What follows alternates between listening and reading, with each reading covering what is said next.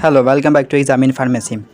आज का हमारा टॉपिक है heterocyclic compounds, pharmaceutical organic chemistry third unit third. Heterocyclic compounds वो कंपाउंड्स होते हैं जिसके रिंग में कार्बन के अलावा दूसरे एटम भी प्रेजेंट हो। उन एटम्स को हेटेरो एटम्स कहते हैं और इस कंपाउंड को हेटेरोसाइक्लिक कंपाउंड्स कहते हैं। आज हम इस टॉपिक में क्लासिफिकेशन और नोमेनक्लेचर ऑफ हेटेरोसाइक्लिक कंपाउंड्स पढ़ेंगे। लास्ट ईयर कैरियर एग्जाम में आया हुआ है। क्लासिफिकेशन हम दो पैटर्न से कर सकते हैं, एक रिंग साइज पे डिपेंड, सेकंड एरोमेटिसिटी पे। पहले से शुरू करते हैं। Classification depending upon size of heterocyclic ring.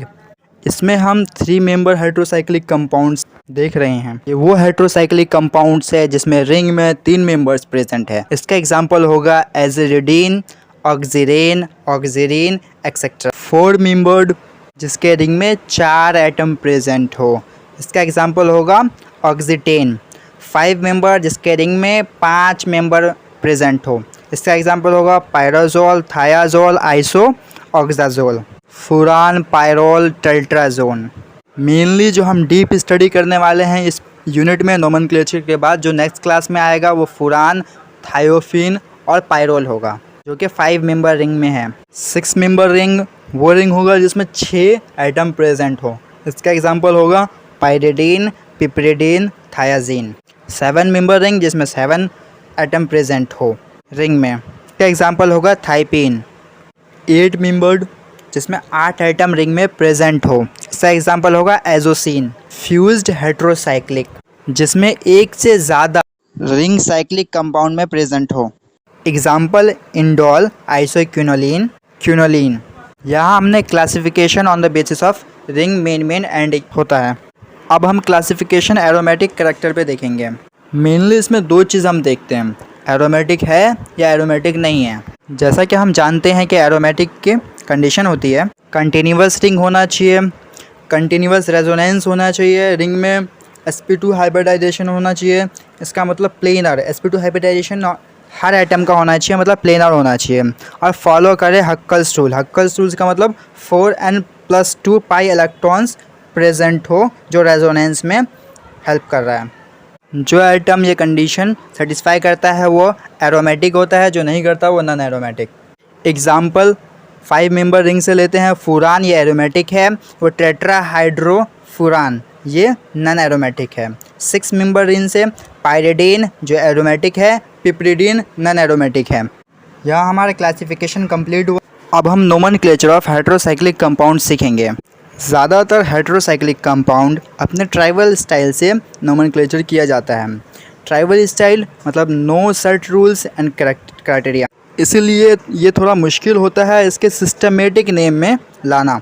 जैसे हम नॉर्मल नेमिंग करते हैं, prefix, stem and suffix same as it is हम यहाँ यूज़ करेंगे। यहाँ हम 7 स्टेप से सीखेंगे nomenclature of heterocyclic compounds. First step हमें देखना है जो पेरेंट रिंग है उसमें कितने नंबर ऑफ एटम प्रेजेंट है। सेकंड स्टेप हमें देखना है हेटेरो एटम कौन सा प्रेजेंट है। अगर ऑक्सीजन है तो ऑक्सा यूज़ करना है, सल्फ़र है तो थाया, नाइट्रोजन है तो एजा। अगर कोई दूसरा एटम हो तो हम उससे दूसरे नेम से, जैसे अगर फास्फोरस है तो फास्फास, सिलिकॉन है तो सिलिका, इस तरीके से यूज़ कर सकते हैं। लेकिन हमारे सिलेबस में मेनली इन तीनों को ज़्यादा प्रेफरेंस दिया गया है।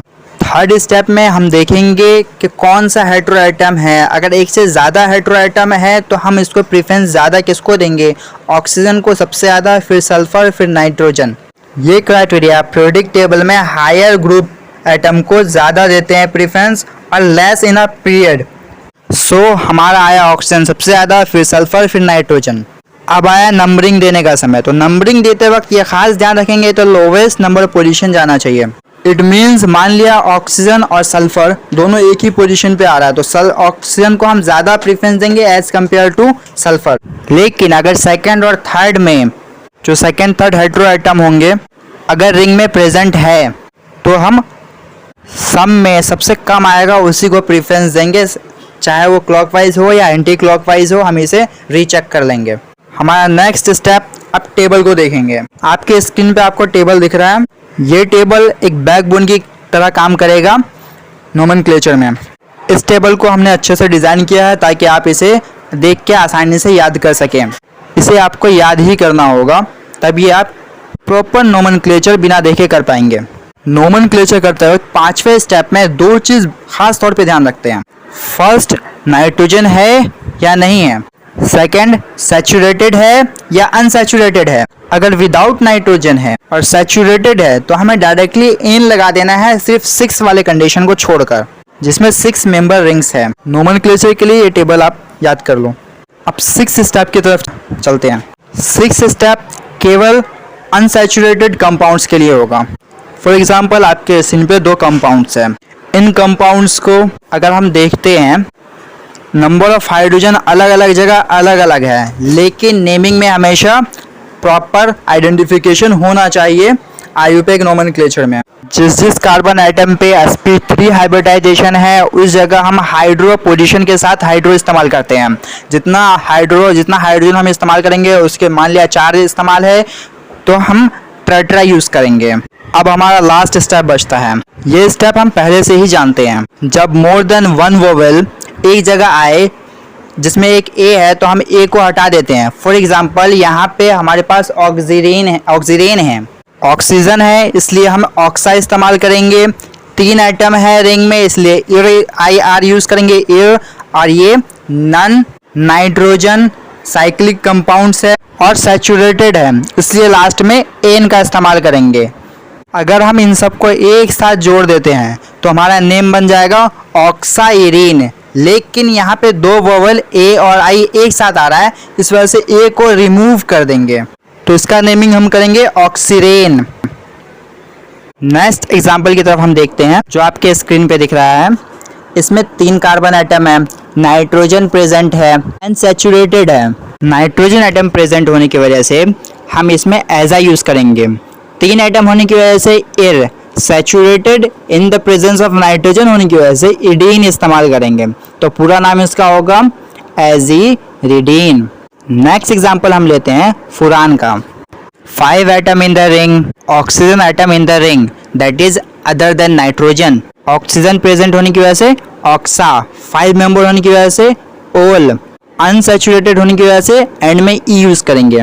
2 वोवेल होने की वजह से ऑक्सा का ए हटा देंगे तो हमारा नाम बनेगा ऑक्सोल। इसी तरीके से हम अदर नेमिंग करेंगे। अगर इस टॉपिक से आपका कुछ डाउट आता है तो आप कमेंट बॉक्स में हमसे पूछ सकते हैं। आज की क्लास यहीं खत्म करते हैं। नेक्स्ट क्लास में हम synthesis, reaction, medical use of the pyrrole पढ़ेंगे। So thank you for watching.